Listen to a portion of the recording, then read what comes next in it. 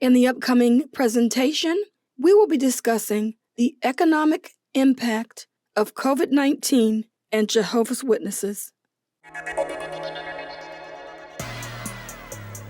You're listening to The Critical Thought, where we challenge our listeners to use critical thinking when examining the teachings of Jehovah's Witnesses.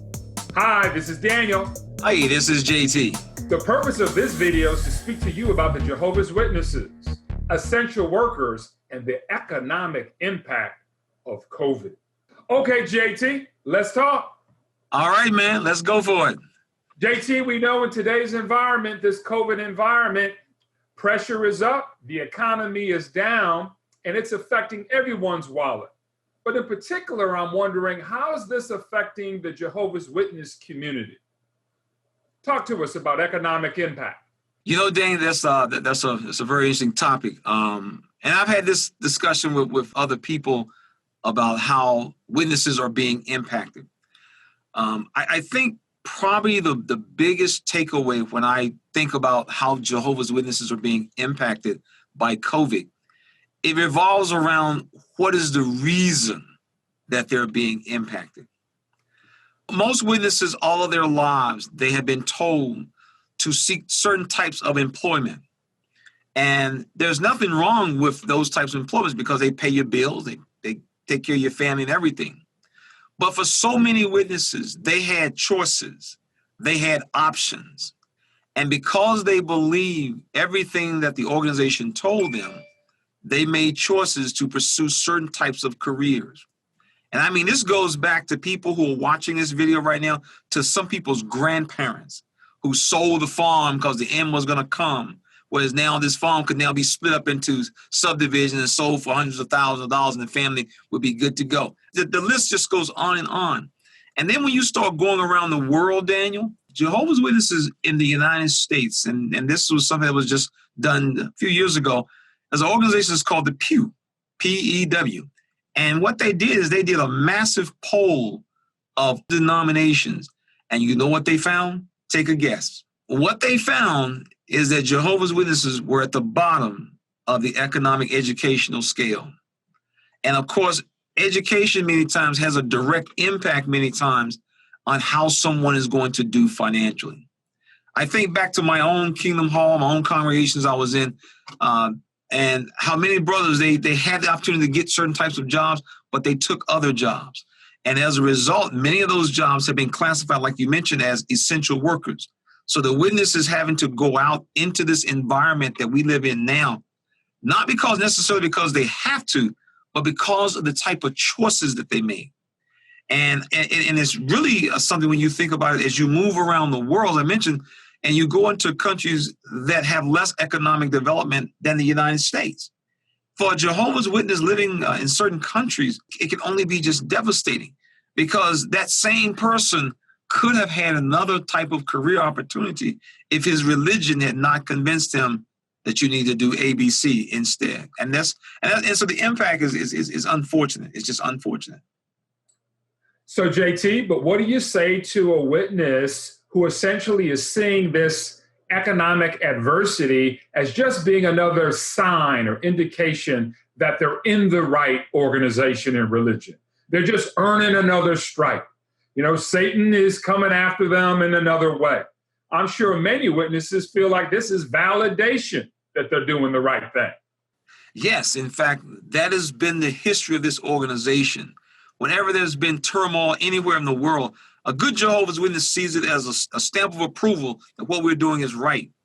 But it's also interesting that for others, it makes them pause and take a step back and like, you know what?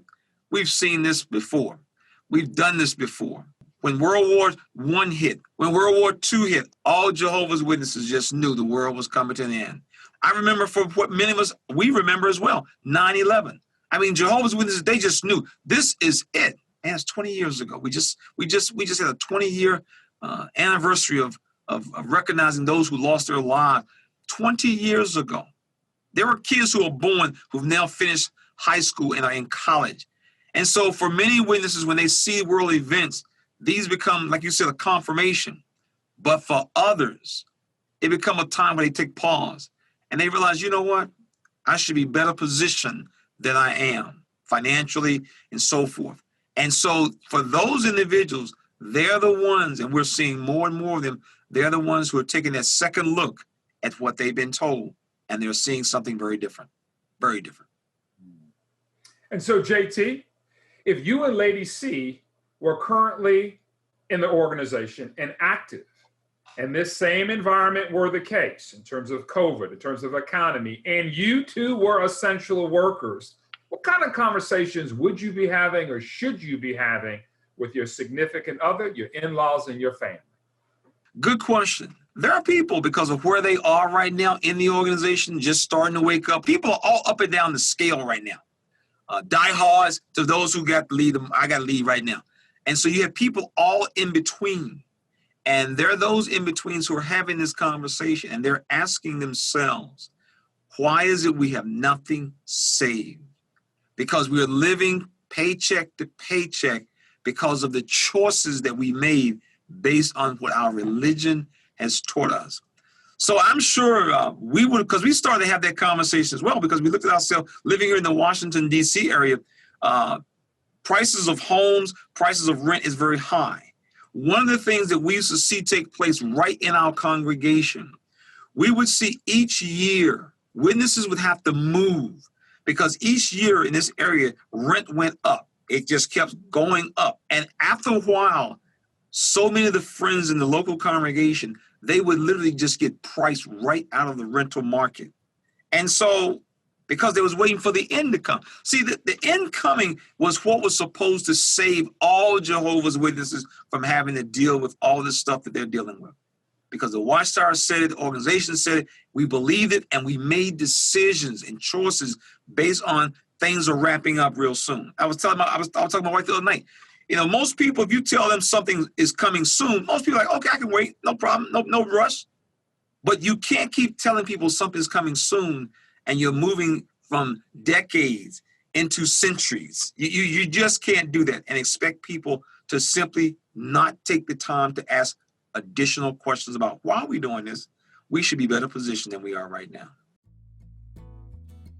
When we were Jehovah's Witnesses, we were just on this Watchtower hamster wheel. We didn't think about our future, making investments, saving for retirement, none of that.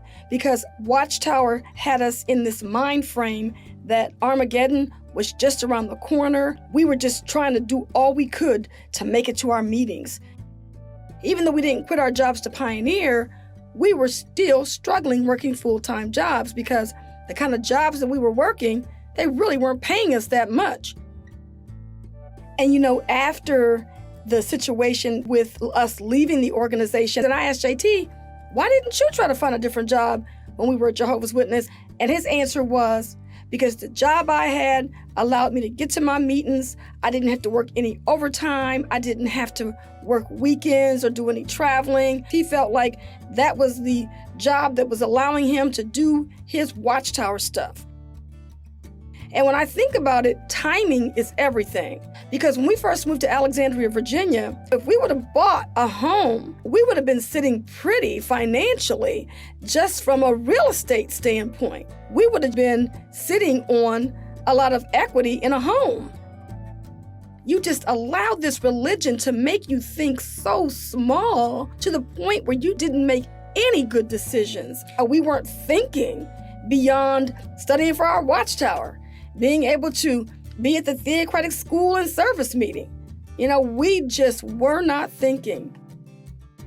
Excellent point. So if the economic pressure is creating emotional clarity for some of our viewers, what would you recommend that our viewers start doing in terms of research, homework, talking to friends and family so that they can draw accurate conclusions based on critical thinking? You know, Daniel, I like the way you put it. When people are having difficult times, it gives you emotional clarity. And that's what this type of situation does. It really makes a person have to stand up and say, what am I doing? And so that's what happens right now for so many people in this organization. My recommendation is very simple. It's what it's always been. Don't push it to the back of your mind. This is now your opportunity to take a look, a serious look. And this is what we're finding by means of the internet.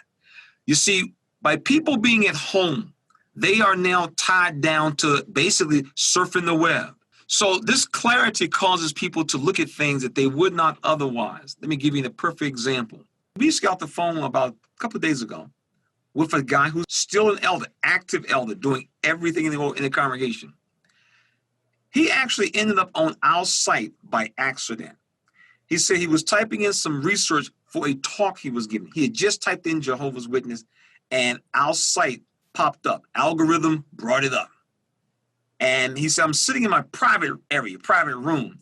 So he basically said he decided he was going to listen. He said, I know I'm not supposed to be doing this, but I'm going to do it anyway. He clicked on our site and he listened to what we had to say. And what we were discussing in the video, as he's put it, I knew it was true. This guy emailed us. We got on the phone. We talked for over an hour. And this is a type of guy.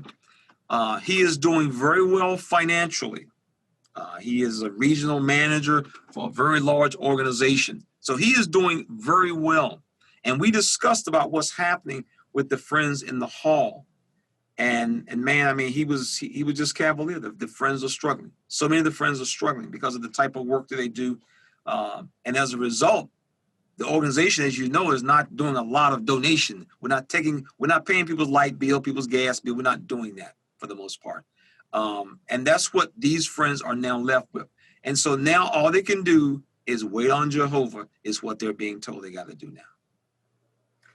Wow, JT, you're making great points. Clarity is power, and emotional clarity is powerful. The purpose of this video has been to talk about the Jehovah's Witnesses, the economy, and essential workers. Here's the reality. The economy is down, pressure is up, and there's a squeeze that's put on the hearts and the minds and the wallets of our viewers.